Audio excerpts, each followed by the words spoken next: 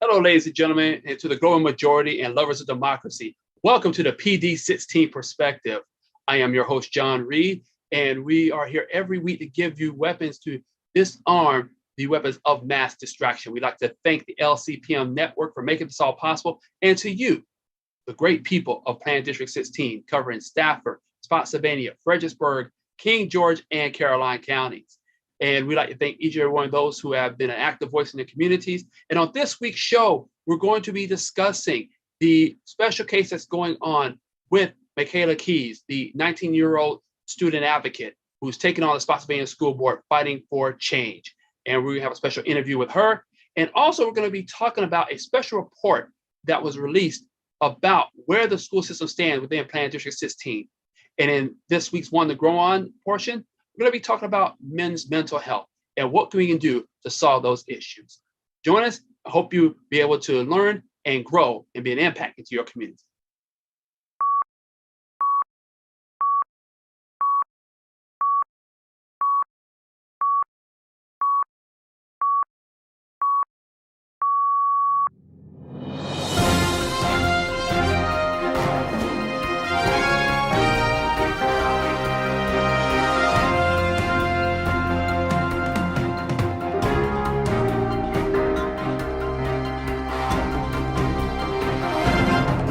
Recently, there was a episode that came from schooldigger.com. And in credit to fredericksburg.com for this report. And what School Digger is, I'm going to read this off. And it is based upon an online tool which uses test scores from the U.S. Department of Education, the U.S. Census Bureau, and the Virginia Department of Education.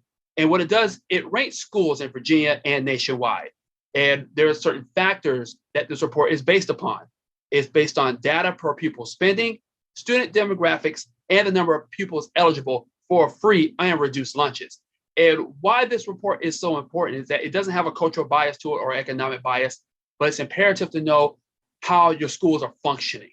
When we go to the school board meetings, and you hear a lot of rhetoric, and we've heard a lot going from the governor's office on down to local school boards. If you've been at a Spotsy school board meeting, you know exactly what's going on. You've heard us talk with Nicole Cole, those in Stafford and in other areas that have talked about and lamented the situation going on in school boards across the PD16 area. But I want to read off these statistics. And yes, I know sometimes when you're reading off statistics, it can look a little boring, but it's necessity for you to understand why we need to have more change in our schools and what you can do to make that possible. I'm going to read this off. This is according to the 2021 census data. And that in the area, Fredericksburg was one of the biggest schools that had exponential growth out of 327 public high schools in the Commonwealth. That it ranked 52nd out of 132 school divisions in Virginia. And this shows in Fredericksburg, there's been an increase from 58.6% of all school districts to perform better than 60% in 2021. It's also not a coincidence that Spotsylvania County has also shown improvement and was named the 48th best employer in Virginia by Forbes magazine. And so we're seeing already that there is an increase in terms of how the schools are performing. And one of the things you take from that, being 48th, is that happy employees are productive employees.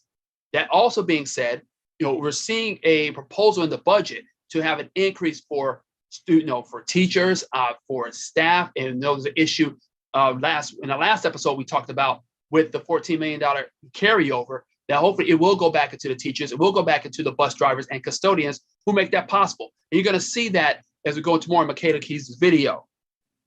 And also for King George's schools, ranked 57th in the state, while King George High School ranked 164th.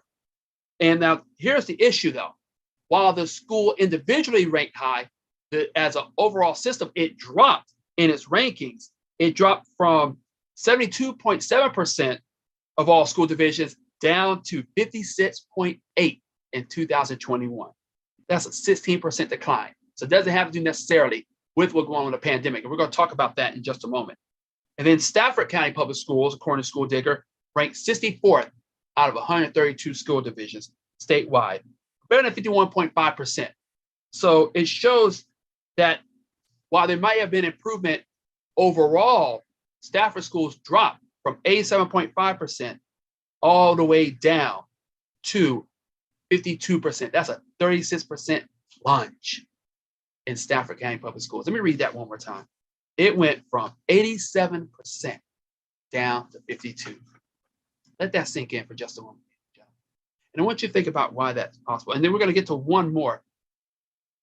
Caroline County Public Schools ranked 101st in the state with its high school ranking 250 out of 327 public high schools statewide. Now, it's tempting to dismiss these rankings if you see what happened in Stafford or in Caroline County. And these are all, well, we can look at situations, well, are they counting for schools that have a higher proportion of people who live in marginalized communities, or are they ranking those that are higher for those that live in upper income communities? But see, here's the thing we have to keep in mind is that, yes, parental income is higher in some areas than others. But the other problem we have to understand is this is where you can get involved, is by thinning out your census. Now, I know in Black communities, we sometimes get a little iffy when it comes to talking about the census, because we say, well, people already know, where I live. They already know how many people in the house. Why should I fill out the census? And this is why we got to prepare for it now. Because what happens in the census, and this is how it goes across school districts, is if only 40% of people, let's just say 40 out of 100 people fill out the census. And that means only 4% of the funds are going to be allocated to that area. So what's going to happen is there's going to be 100% of your children are going to be going to schools in those areas. But it's only going to be set up for funds of only 40%. That's where we get underfunded teachers, underfunded bus drivers, underfunded custodians. This is why it's important to fill out the census so that your voice can be recognized, because it determines where the funds go. And we get the funds to go there, then it will help our school districts. It will have a more great impact financially on our teachers and our administration, and make sure people are taken care of. So let's make a push for that. Let your voice be heard. Get and fill out the census forms. I know we've already passed 2020, but this is something to think about going forward, because the money you put into, your voice is put in, the more money goes into the community. So the more you sign up the census, let it be known, let's get 90, 100%. So those funds can go into all districts, not just the ones who are quicker to sign the census than others. Recently, we met with Makaila Keyes. She's a 19-year-old Virginia Commonwealth University student. She's an advocate and a former student of Spotsy Public Schools. You may have seen last week that there was a report filed, a petition filed against Spotsy County Public School and the school board itself. And we're going to talk more about that in just a moment. But I would like for you to just take a quick look at a video that shows Makaila Keyes at the March 8th Spotsy School Board meeting. Good afternoon, Board of Supervisors. Thank you so much for your time this evening. My name is Makaila Keyes, and I'm representing the Berkeley District. I am also a representative of Spotsy Students of Education, so I'd like my 5 minutes if that's allowed. My concern is about my county and the schools that educated me. It is customary to return the rollover funds to the organization they came from, and that they determine how those funds are best used to benefit the students the most. Schools are the largest employer of Spotsylvania County, and yet all teachers are required to have a bachelor's degree as a minimum and are not paid accordingly. Bus drivers ensured that I made it to school timely and safely.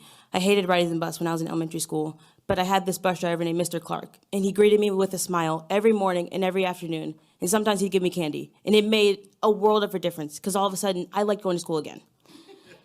Custodians made sure that the lunchrooms and classrooms were clean to keep me illness-free. I have a nut and a seafood allergy, so I always had to sit away from my peers in school because I would always have allergy reactions. And I had this custodian named Miss Vicky, and Miss Vicky would always sit there and talk to me and made me feel welcome at a place where I felt extremely isolated from my other classmates during the one time we got the chance to talk to each other. And teachers gave me the courage and the knowledge to stand up here today to present this on their behalf. If I named every good teacher I had in Spotsylvania County, I'd run out of time. All of them are great, but all of them are leaving. I was so excited for my youngest sibling to reach high school so that she could have the same teachers I had.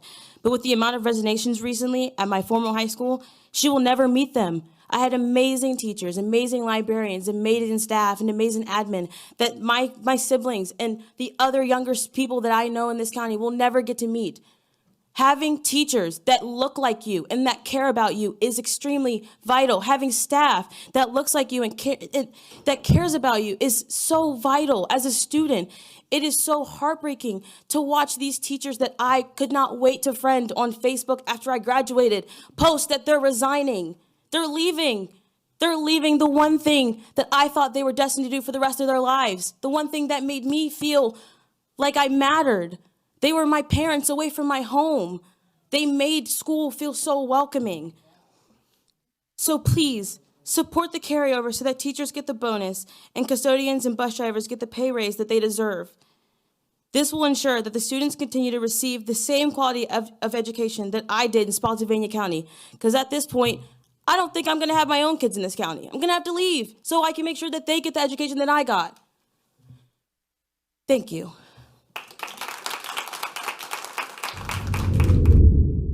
She is such a passionate individual, isn't she? And so now it gives a great pleasure. We're going to talk more about the interview and some of the things, the highlights that she wanted to say about why she filled out this petition and why it's so important that people get behind her. She's also going to talk about her inspiration for being a part of it as well. So take a look at this recent interview we had with Makaila Keyes. Hello, everyone. My name is John Reid. We're with the PD16 exclusive. We are meeting with petitioner and student advocate Makaila Keyes. She is a 19-year-old sophomore at Virginia Commonwealth University and a former student of Spotsy County Public Schools. And she has been a strong advocate in the community, speaking out against the burning of books the school board has considered to ban, in addition to supporting the carryover to make sure funds go back into the teachers, the bus drivers, and custodians. And now she is the primary petitioner against the Spotsy County School Board. Makaila, thank you so much for joining us. Thank you so much for having me. Yes, and so I want to go right into it and talk about the petition itself. And just for those who may not understand, why are you being the petitioner in this regard, in this case? I am being the petitioner in this case because I wanted to put the students' voice back into the forefront of the movement. We really appreciate the educators and the adults, the admin, the custodian, the bus drivers who have been attending school board meetings, who have been speaking out. But I really wanted to give students the opportunity to, come forward for themselves and to speak for themselves. And I felt if this petition came from another adult or another admin, it would take away from the student part of the movement. So I, as a former student, wanted to put us back at the forefront of the movement by petitioning this myself. Absolutely. And I want to kind of get into some of the cruxes of the discussion of what the petition holds it may. And so for the report say it is, number one, it's three things: that they're violating the Freedom of Information Act, and it is a violation of student rights, that the school board that was led by Chair Kirk Twigg and others passed an alternate meeting agenda without public inspection, that they conducted an unlawful closed meeting. In addition to that, that they also conducted an unlawful meeting without holding a vote. So can you talk more about that, some of the things that happened in the school board that led you to say, all right, we need to step up and file this case against the school board? Mm-hmm. Specifically, the not biggest, but the meeting that kind of put their violations to the forefront or to make them more well known was the meeting where Dr. Baker was fired.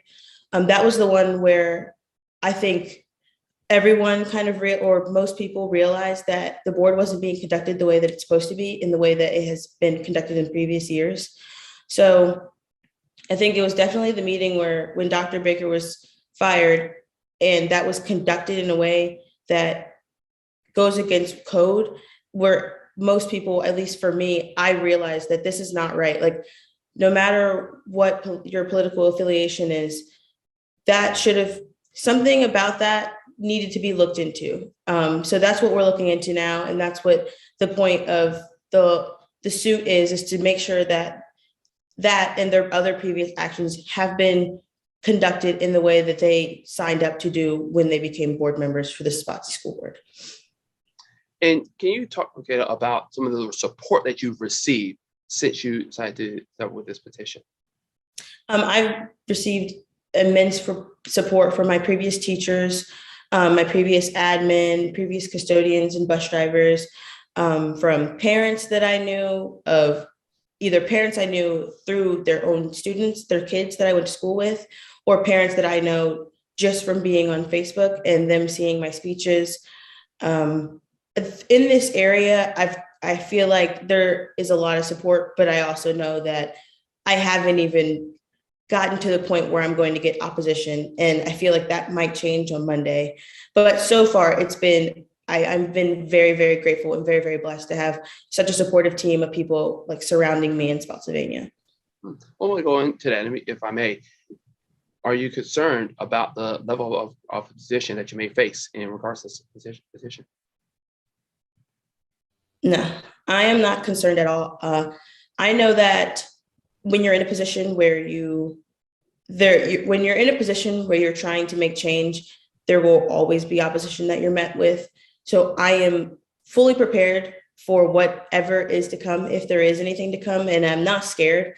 I just hope that I can help people see my perspective and the perspective of the students who are helping me push this forward and the ones whose voices need to be heard. Absolutely. And so I want to talk a little bit about the theme of it as well. And this more in your video, that golden theme, and definitely representing black and gold. Can you talk a little more about the golden theme behind it, neighborhood Spotsylvania? Yes. Well, first and foremost, my fondest memories growing up were teachers giving us gold stars and gold smiley faces when we were in school. Like that was always a reward for us on like assignments, on things that we've done. Like we were always rewarded with things that were yellow or golden, and we were, creating the golden standard. I feel like students, should strive to be this golden standard. So that's the main point of where the color gold comes from. It's also a very happy color, a very subtle color. There's not much negativity connected to the color gold. It's all positive. All the meaning behind it is all positive. I also am an athlete, so I always know that gold is the highest medal that you can, be rewarded with. So I want, to highlight that this is a position where we are given like a lot of, how do I want to put this? The color gold as a medal is like, that's where you strive to be. That's where you strive. You want that gold medal. You want to strive.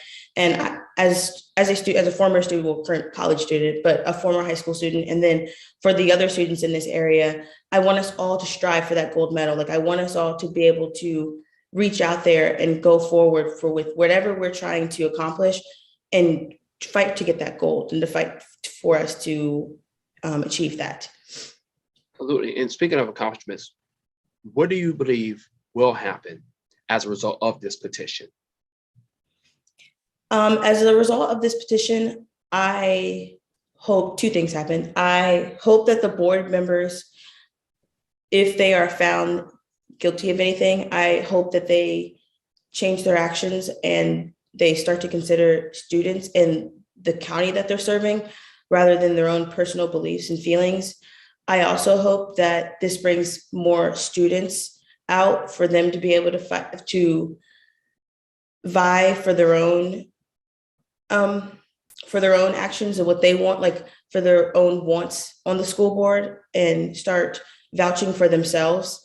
I also want more support, just like from students, but also from the other adults in this county, because I know I have a lot of support, but I don't have a lot of support. And so I really hope that other teachers and other students and families, and I hope this outreach, I hope more people move into the neighborhood. I really hope this outreach can reach way more people, and we can start to gather more people and have more discussion, open discussion, but discussion nonetheless, rather than everyone being shut down because us students are just kids. But also, in addition to that, and you talk about the things you want to see happen, and you also talk about what the next steps will be, once this petition has been filed, and where you go from here. Mm-hmm. Once this petition is filed, the current plan is to see how the first case goes, and if things go well, we're going to continue for education law violations, for more FOIA law violations, and possibly a recall, but not limited to those things. Like, we are trying to bring, I don't want to say justice, but we're trying to make things right with the school board, because for the last year, things have not seemed to be right. And so I really think once we can see how this first case goes, I really think it'll open up a pathway for the rest of the cases. Regardless, I still want to bring in more students, and I still want students to be more aware of what's going on their board and in their community. So my fight is to bring student voices and to amplify them in this county. The legal fight, that's a little more of a gray area, but I know for me, like, the neighborhood will continue to thrive. It'll continue to move on. Like, we are going to continue to amplify the student voices in this area and to speak for what is not being spoken for. And it's often said that revolutions start with the young. And what you're doing, Makaila, is a very courageous step, but also a necessary step for change in Spotsy and school boards. And finally, just want to ask if there are any misunderstandings that anybody may have about this petition. Are there anything that you want to give clarity to as this prepares to be released? If I have to say one thing, I just want people to be open and understand that this is not this isn't a political attack. There's no politics connected to this. This is really just for the students. I am trying to help the students, whether, how do I say this? This is really just about the students at the end of the day. And I think that's what the adults who have been involved in the situation have forgotten. It's about the students. At the end of the day, this is about how this decides the students' future. And so for me, I want to put faith back in our students' futures. I want to put, I want to put respect, and I want to put respect back into the students' future. I want the students to feel like the people in this county are fighting for them and are helping them. They have their best interests at heart. And so I want to bring that back because when I was in school, I never had to attend a school board meeting because the school board that I served under had my best interests at heart. So I want to bring that back in. I want students to feel like their school board and their community has their best interests at heart, no matter what. And that is definitely a must. We want to thank you so much, Makaila, for your petitioner, student advocate, and community leader, and your voice in what you're getting ready to do, and definitely be supportive of all your efforts. Thank you so much for talking with us today. Thank you so much for having me. I really appreciate it. My pleasure. Thank you once again. I'd like to thank Makaila so much for her advocacy, her bravery, her courage. And it's like we always say on this show, revolutions start with the young. It's those who are bold enough to let their voices be heard are the ones that create change. And I hope you were inspired by that interview. And if you have questions, be sure that you can message us on our PD16 Perspective message board on our Facebook page. And we're more than happy to provide as much as we can, given within legal reason. But it's important, as we've been talking about schools on this episode, and we read off the statistics earlier from School Digger, it's important to understand there are some real situations, some real problems that have been occurring in Spotsylvania County Public Schools. And even when people look at the statistics, they see there's a greater issue at hand, that we have seen this divide, and we talk about solution-based ideas and concepts. And yes, the budgeting is great. Budgeting is great. We're seeing in other counties, Prince William and Loudoun counties, that they are fighting for collective bargaining. Hopefully that will come across the board as well. But we need more people, more Makaila Keyes that are willing to stand up and speak up. More adults. We need more adults to stand up and say something. We need more of our peers to stand up and say something as well. That there are some real issues here. And we've talked about this over the past. There seems to be a continuous issue within the school board system that is allowing for this kind of corrupt nature to take place, where they're having these closed door meetings without a public recognition and votes to be held.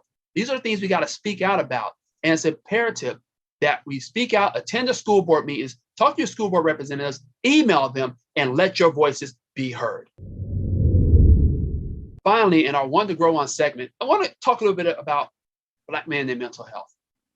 And this is something we've seen, and this goes across the board, particularly I want to talk to Black men, because as Black men, we struggle so much with finding people to talk to, because we grew up in a culture that sometimes tells us, no, you don't have to talk, real man's supposed to hide it in and keep it all in his system. But I think if the one thing the pandemic realized is that we need support. We need people we can talk to. As Black men, we deal with struggles of racism. We deal with classism. We still issues of colorism, and the financial wealth gap is so divided. We don't know where to turn. And it's imperative, because we're all trying to take care of our families. We're all trying to make good in the communities. So really hope that you get a chance to talk with people. And there was people that were hoping to get him on the show. James Harris, he's a mental health therapist, and he recently came out with an interactive journal called Men Help Yourself. And so we're going to talk about that in our sister publication, the PW Perspective, and we'll put the links so you can check it out. And it's imperative that we go and we address our mental health. And if we can't talk to somebody, find a place to write it down. Get into a quiet place, a safe space, so you can take care of your mentals. It's like Marshawn Lynch, former NFL running back, once said, you got to take care of your mentals. Because if we don't take care of our mentals, who's going to take care of us Black? So I encourage you, go and talk to somebody. No, it's not that we're endorsing a website. One good website to go to is safeharbor1.com. That's safeharbor1.com. It's a great site. There are plenty of other sites you can talk to, therapeutic or websites you can go into as well. But Black men, I encourage you, go talk to somebody. Let your voice be heard before it's too late. Right? Thank LCPM Network for making this possible. Join us on our PD16 Perspective Facebook page. And always, we'll see you next time here at the PD16 Perspective.